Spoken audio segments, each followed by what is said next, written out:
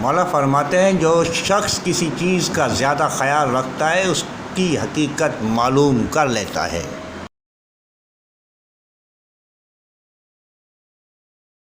مولا فرماتے ہیں گناہوں کے وقت یہ خیال رکھا کرو کہ یہ لذتیں تو تھوڑی دیر کے لیے ہیں، آخر فنا ہو جائیں گی اور ان کی سزا ہمیشہ باقی رہے گی۔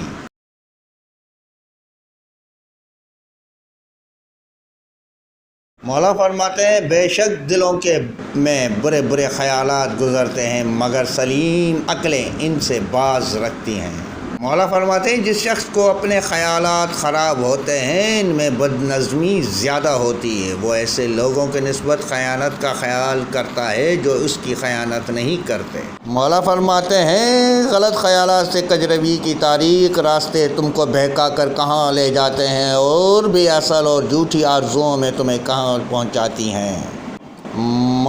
مولا فرماتے ہیں ناپاک خیالات سے ہم اللہ کی پناہ چاہتے ہیں کہ وہ ہم کو بچائے رکھے اور عقل کے خرابیوں اور بری لرزشوں سے اس کی پناہ چاہتے ہیں، اس کی مدد مانگتے ہیں۔ جس بادشاہ کا وزیر اس کے ساتھ خیانت کرتا ہے اس کی سب تدبیریں بیکار ہو جاتی ہیں۔ مولا فرماتے ہیں جو شخص اپنے بادشاہ کے ساتھ خیانت کرتا ہے اس کی جان کی امان اڑ جاتی ہے، یعنی وہ شخص کلی یا کسی دوسری سزا کا مستحق ہو جاتا ہے۔ مولا فرماتے ہیں جو شخص اپنے خیر خواہوں کے ساتھ خیانت اور فریب کرتا ہے وہ برے کاموں میں پھنس جاتا ہے۔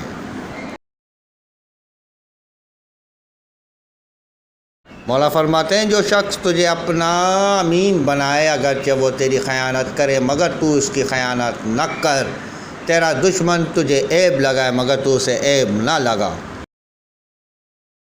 مولا فرماتے ہیں خیانت اور قصور کرنا قطع تعلق کا قاصد ہے اور صبر کرنے سے بے قراری کم ہو جاتی ہے۔ مولا فرماتے ہیں خیانت سے پرہیز کر کے یہ سخت برا گناہ ہے اور خائن اپنی خیانت کی بدولت عذاب دوزخ میں مبتلا ہوگا۔ مولا فرماتے ہیں خیانت کا نفاق کا بہت بری خصلت ہے۔